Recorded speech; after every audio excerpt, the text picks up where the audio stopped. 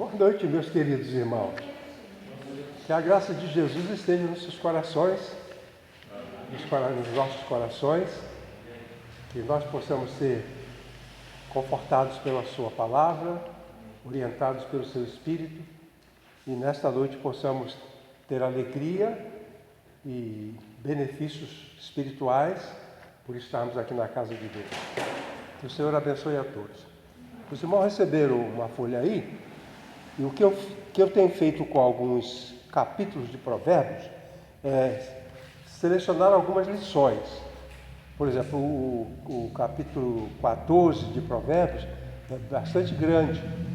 Então tenho selecionado algumas lições que eu acho que são muito relevantes. E não faço o estudo contínuo de todo o livro ou de todo o capítulo, mas de algumas ideias. Então, no capítulo 14, do versículo de 1 a 15, eu encontro 4 lições para nós avaliarmos nesta noite. Já falei para os irmãos que o livro de Provérbios, os irmãos sabem disso, já sabiam, é uma coleção de ditos, de declarações sobre o comportamento humano e como se dar bem na vida. E essas declarações, elas são coletadas através de séculos a ensinos que são importantes, que a humanidade acabou entendendo e valorizando o seu significado e a sua importância. Então nós temos aqui 4 lições no capítulo 14 de Provérbios, avaliando os versículos de 1 a 15.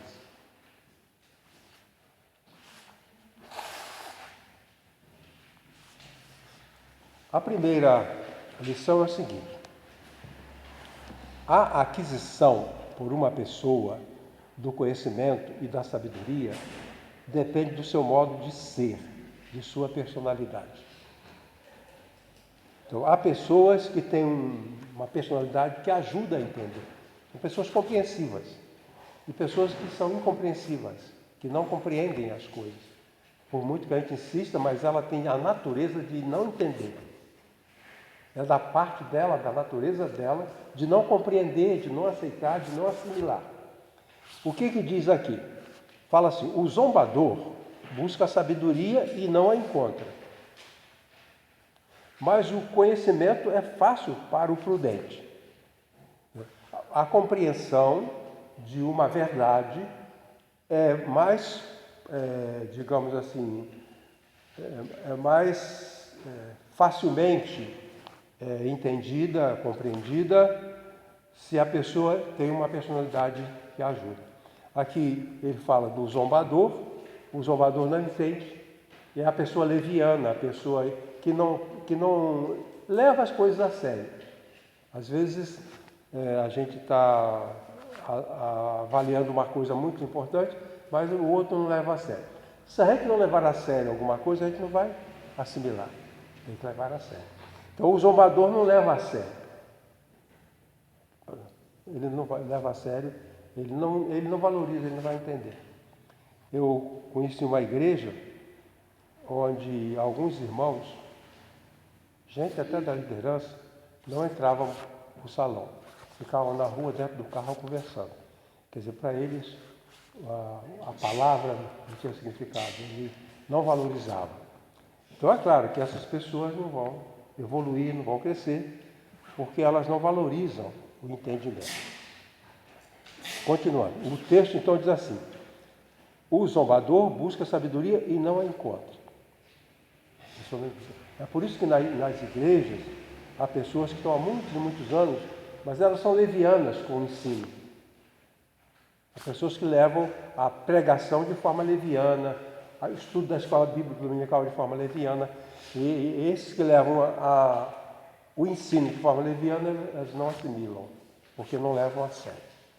Bom, aqui diz: o zombador busca sabedoria e não a encontra, mas o conhecimento é fácil para o prudente, a pessoa séria. Então, o leviano não aprende, a pessoa séria aprende.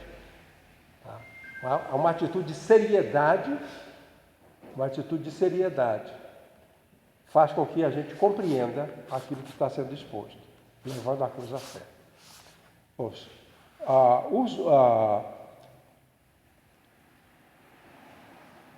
São mencionados 3 tipos de tolos no livro de Provérbios. O tolo é aquele que não entende. O sábio é aquele que entende. Isso aqui, ser tolo ou sábio, tem a ver com comportamento. O tolo é aquele que não adquire os recursos para se comportar bem. E o sábio não. O sábio tem recursos. E o seu comportamento é vantajoso para ele e para as outras pessoas. Pois bem. Então são mencionados 3 tipos de tolos no livro de Provérbios. Esses tolos criam barreiras para o relacionamento com as pessoas. O comportamento impróprio dificulta a convivência. Os grandes problemas do mundo, os grandes problemas das pessoas, de conflitos, lutas, estão ligados a esse questionamento. Então, 3 lições. O arrogante é aquele que vira as costas para as pessoas e não as valoriza. O arrogante é esse, ele é aquele que pensa que ele é o grande, é o bom e despreza. O insensível não se mobiliza diante dos problemas do outro. Se nós não somos sensíveis, nós não vamos compreender as pessoas. E o zombador, que diminui as pessoas pelo seu modo de falar. Então, esses 3 tipos de pessoas têm dificuldade de entender a maneira de se comportar. E aqui, quando a gente fala de sabedoria, é modo apropriado de comportamento. Modo apropriado de comportamento. O que os provérbios trazem são informações para a gente se comportar bem. Isso é sabedoria. E aqui, o arrogante, o insensível e o zombador, eles vão ter dificuldade. O zombador diminui as pessoas pelo seu modo de falar. Arrogantes, a pessoa que não evolui. A terceira lição. O zombador diminui as pessoas pelo seu modo de falar. Nossa realização pessoal depende de boa convivência com as pessoas. O texto diz: na multidão do povo está a glória do rei, mas na falta de povo está a ruína do príncipe.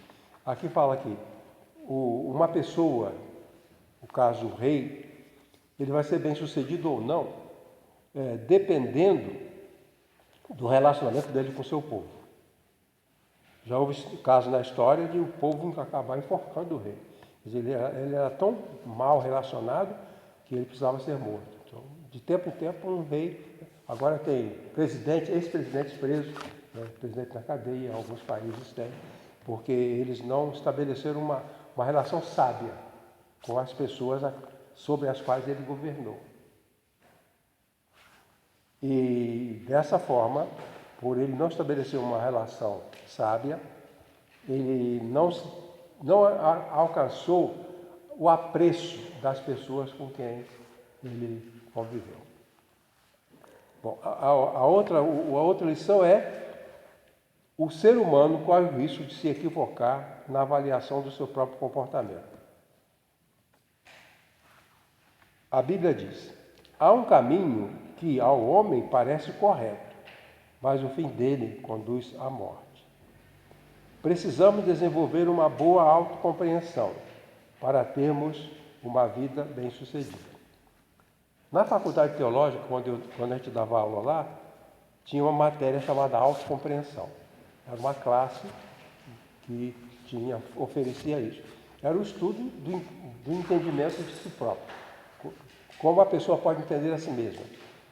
E a gente verifica que essa capacidade de se entender, de compreender-se a si mesmo, é muito importante para a gente se relacionar com as pessoas. Eu preciso saber, como dizia, acho que era Jung que dizia, eu preciso avaliar se eu estou com raiva ou se eu não estou com raiva. Se eu estou com medo ou se eu não estou com medo. Se eu estou hostil ou se não estou hostil. Então, essa autoavaliação nos permite se relacionar bem com as pessoas. Porque se eu reconheço o meu estado, eu vou levar isso em conta na relação com o outro. A segunda carta de Paulo aos Coríntios, no capítulo 1, capítulo 2, ele escreve a segunda carta dizendo por que ele escreveu e não foi lá pessoalmente. Ali ele diz: eu não vou aí porque eu estou com raiva de vocês. Mais ou menos nessas palavras. Se você ler, você vai entender isso. Vocês me causaram tristeza, vocês me ofenderam, vocês me humilharam. E eu não vou aí. Não quero olhar a cara de vocês, mas vou escrever. Aí escreveu.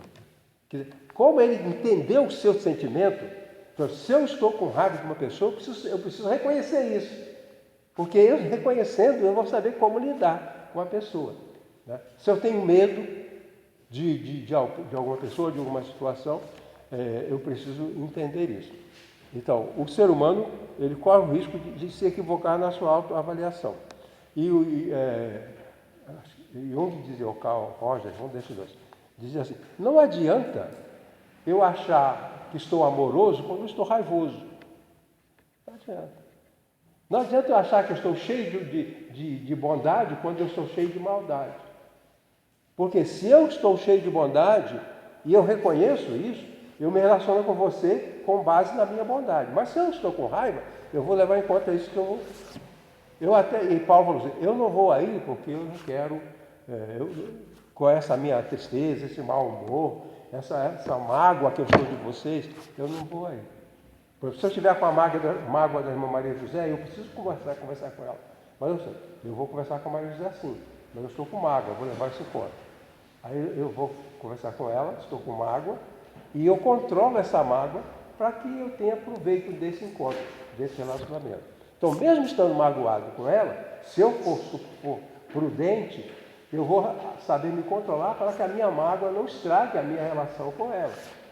E não a afaste de mim ou faça ela ficar triste.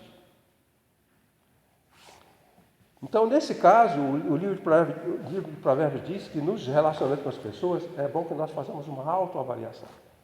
Estou triste com você, estou com raiva de você. Aqui dentro, tem que sentir, né?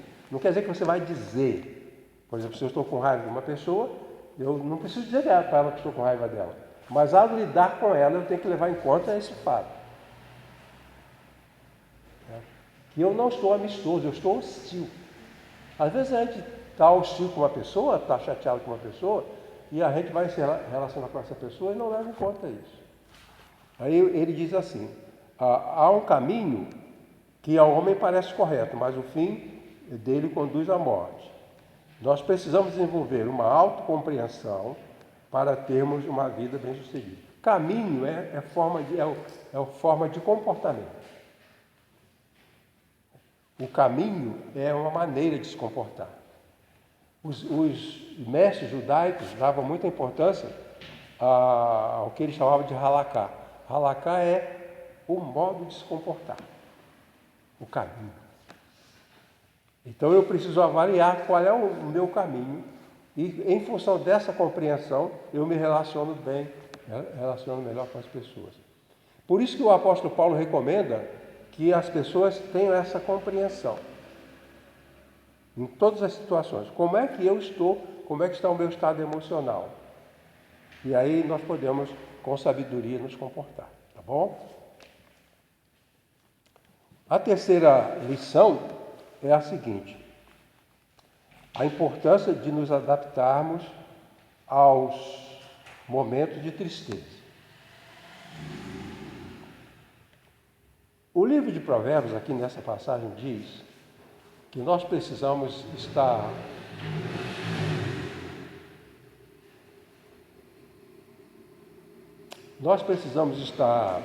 conscientes de que nós somos seres emotivos, sentimos emoções, alegria, tristeza, medo, raiva, nojo, aversão e assim. E nós precisamos saber que os sentimentos eles podem se alternar. ele menciona a tristeza e a alegria. E diz assim, que é impossível uma pessoa ser somente alegre, ou é impossível uma pessoa ser somente triste. Mas que tristeza e alegria se alternam. Uma vez eu fui pregar para pastores num encontro de pastores. E eu acho que eles me pediram para falar sobre tristeza. E eu coloquei aquele tema, né, que a Bê gosta, Bom Dia, Tristeza. Era esse o tema. A ideia é, quando a gente acorda, a tristeza chega perto da gente. Aí eu digo para ela, bom dia. Eu vou assumir. A tristeza veio, vou assumir. Bom dia. Eu vou conviver com ela. Então a ideia é que a gente tem que conviver com a tristeza quando ela vem e conviver com a alegria quando ela vem e não perdermos o equilíbrio e não sermos prejudicados e nem prejudicar ninguém. Eles, uns 3 ou 4, demonstraram um certo descontentamento com o que eu falei. Porque na cabeça deles, o crente não pode ser triste. Então você não vai ter tristeza nunca. Se você está triste, é alguma coisa errada.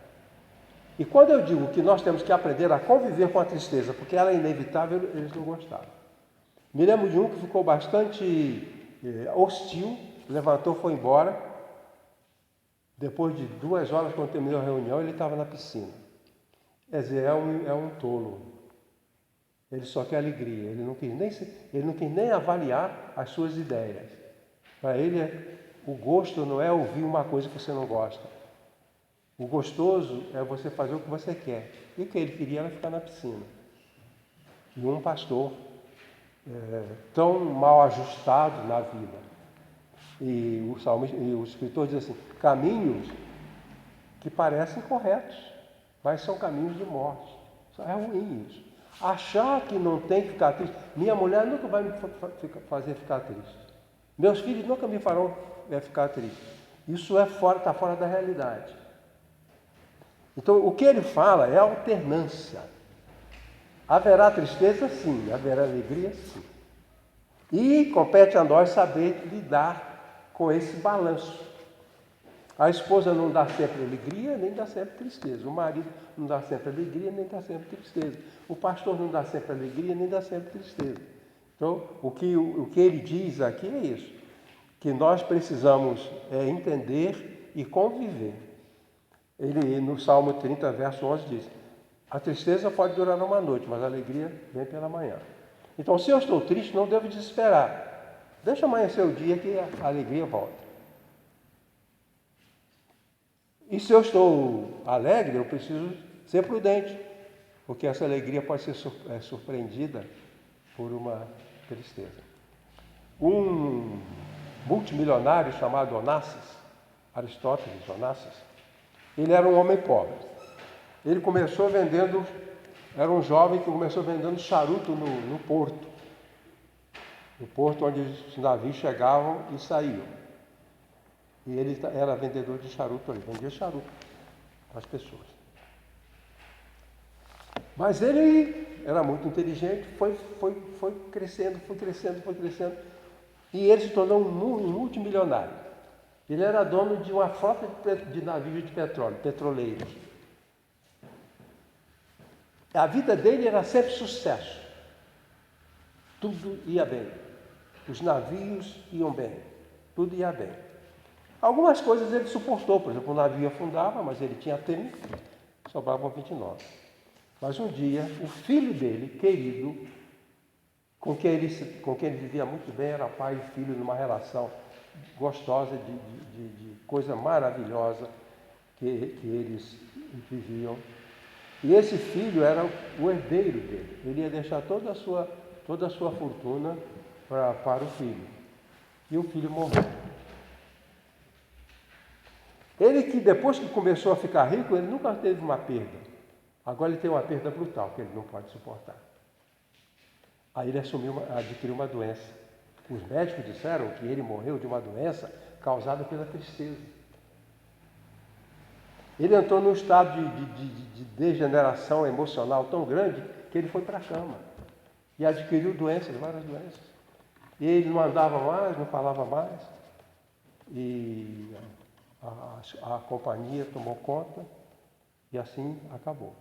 Se ele tivesse preparado para uma tristeza dessa, e nós precisamos estar preparados, ou na hora conseguir um jeito de nos preparar. Às vezes a gente está preparado para uma tristeza, e às vezes a gente não está preparado. De qualquer forma, quando ela vem, ela tem que ser administrada. É isso que ele está dizendo. Então há três o salmista, o escritor diz assim: até no riso terá dor o coração, e o fim da alegria é a tristeza. Mesmo quando estamos alegres, pode haver algo lá dentro que não é de alegria. Mesmo na alegria, pode haver um resíduo de tristeza. Então não há, nós temos que entender que a alegria que nós temos, ela é uma alegria limitada. Alegria limitada. E a tristeza também é limitada. Então, mesmo no riso, mesmo na alegria, há um resíduo de mágoa. Há um resíduo de mágoa.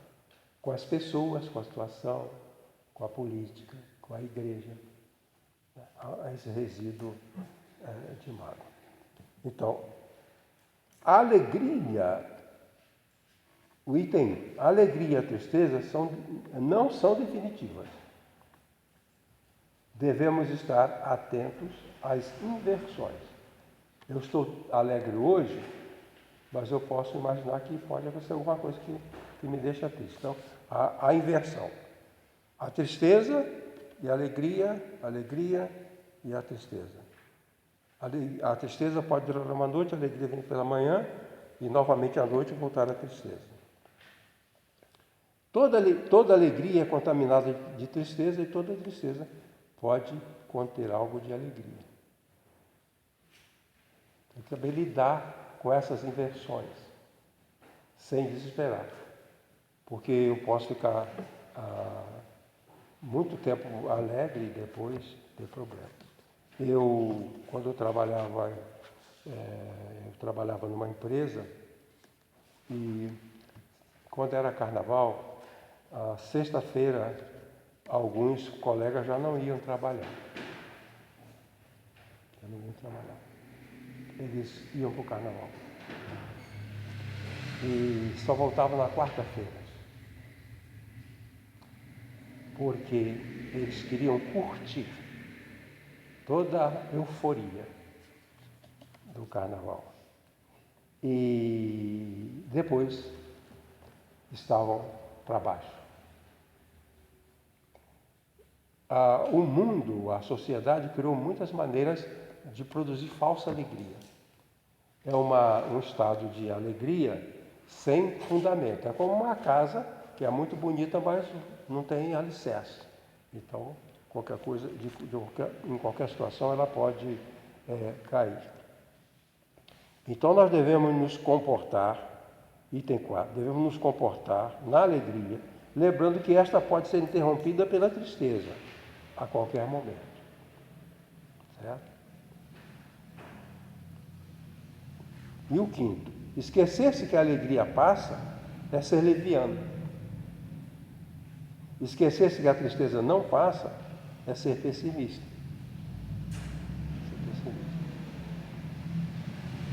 Item 6. É perigoso buscar alegria a qualquer preço. Festas, álcool, drogas e religião. A alegria é um estado que a gente administra, porque a gente não perde o controle. Há um estado que nós chamamos de euforia. Eu chamo de euforia. Euforia é uma alegria incontrolável. Se você olhou alguma coisa dos desfiles, Aquela alegria, ela está fora não é normal aquilo. Aquela expressão, aqui chamam de euforia, que pode acontecer com algum doente mental. Né? Tem um estado de euforia. É, como falei num dia no sermão, a busca do gozo pleno. O gozo pleno está aqui e o gozo humano normal está aqui. Quando vai para aqui, o gozo pleno é a morte. Vai ficar em cima, é a morte. Então, algo de morte nesse gozo pleno. Eu coloquei aqui sobre festas, álcool, drogas, religião. Na minha juventude, quando eu citei o Evangelho, a minha vida não era de muita alegria, também não era de muita tristeza. Eu não ia buscar a euforia do carnaval, nem de bailes, depois até do futebol, coisas que me davam alegria. Eu verifiquei que não adianta você ter alegria que não é construtiva. Então a gente olha, entende, compreende, mas o que constrói numa pessoa participar de um desfile de carnaval? O que constrói na vida dela? Agora, há uma coisa que é muito, muito séria, é que há um contraste entre o sentimento e o entendimento. Quando uma pessoa está num estado de sentimento exagerado, essa pessoa tem um bloqueio do entendimento. Um bloqueio do entendimento. Doutor, um psicólogo americano falou assim, pode-se confiar nas emoções? O que a gente sabe, o que a gente aprende, é que quando as emoções saem do controle, nós somos improdutivos. Nos tornamos improdutivos. Não construímos nada. Seja a emoção positiva, a euforia, ou a emoção negativa. Então veja só, os irmãos estão me compreendendo perfeitamente bem. Mas eu podia criar um ambiente de euforia aqui. Eu crio um ambiente de euforia, com música, com canto, com dança, pirueta, reviravolta, crio esse ambiente. Depois eu vou pregar, vocês vão entender o que eu vou falar. Porque esse estado de euforia rebaixou o entendimento. O excesso da emoção. Por exemplo, o aluno que vai para fazer uma prova, um vestibular, ele tem medo. Mas se aquele medo ultrapassar um certo limite, ele não consegue fazer uma boa prova. A emoção atrapalha. Há uma expressão que diz assim, ela está burra de felicidade. Muita felicidade, burrice. Entendeu? Está muito feliz, é burro. É burra. Então, tem que haver esse equilíbrio, né? Nas emoções, nos sentimentos. É por isso que em algumas igrejas as pessoas não sabem nada, não conhecem nada da palavra de Deus. São levadas por qualquer conversa fiada, entendeu? São levadas por qualquer conversa fiada, porque elas são induzidas por emoções e elas valorizam o sentimento. A gente não entende, a gente não compreende se as emoções não estão serenas. Então, esse equilíbrio. Se eu estou muito triste, eu não vou entender a pregação. Mas se eu estou muito eufórico, também não vou entender a pregação. Então, o que a pessoa faz? Ela cria a euforia, cria a exacerbação do sentimento e também a pessoa não vai aprender nada, não quer aprender nada, ele não vai ensinar nada, ele não sabe ensinar nada e fica nessa situação. Essa pessoa. Então, há um perigoso. Então, é perigoso buscar alegria a qualquer custo. Festas, álcool, droga, religião. Quando eu me converti, eu fui menos alegre. Fui menos alegre. Eu era mais alegre no mundão. Mas a minha vida precisava de um breque. Vamos brecar a tristeza, cresce a alegria. Vamos brecar a alegria, equilíbrio, entendimento. É por isso que as reuniões, as igrejas que criam um estado emocional de euforia, elas não são produtivas no sentido da compreensão, no sentido do entendimento. Porque para o entendimento é necessário que haja um equilíbrio das emoções. Okay? Uma vez eu estava aconselhando os pais, se você quer recomendar um filho, se você quer aconselhar um filho, procura criar uma condição, procura criar um ambiente de serenidade. Se eu produzo raiva no meu filho, ele não vai entender o que eu vou falar para ele. Ele está com raiva. Então, muitas vezes os pais brigam com seus filhos, criam raiva, conflito, e eles estão querendo instruir o filho. E não conseguem instruir, porque a emoção negativa, exagerada, da pessoa bloqueia a sua compreensão. Entendeu? Bloqueia a sua compreensão. Bom, o quarto item é a importância do controle da irritabilidade para evitar problemas nos relacionamentos. O texto diz: quem se irrita com facilidade cometerá erros, mas o homem discreto e paciente,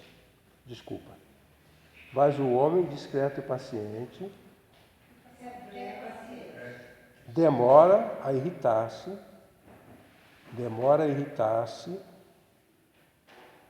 Pronto. Leia aí para mim. Quem se irrita com facilidade cometerá erros, mas o homem discreto é paciente. Quem demora a irritar-se é grande em entendimento, mas o precipitado exalta a altura. Isso. Então, manter o controle. Manter a calma, para estabelecer um bom relacionamento. Okay? Há pessoas que são explosivas. Havia aqui uma pessoa assim. Ela mesma admitia: eu sou pavio curto. Que pena, né? Não vai a lugar nenhum. O escritor de Provérbios diz que a gente tem que manter a serenidade para poder ter sucesso nos relacionamentos. Vejam só, se eu vou viver na floresta, lá no alto da montanha sozinho, eu posso me comportar do jeito que eu quiser. Não vai ter problema. Mas se eu quero conviver com pessoas civilizadas, eu tenho que ter um comportamento apropriado. E é isso que aprendemos nessas 4 lições do capítulo 14 de Provérbios. Alguém quer dizer uma palavra? Por favor.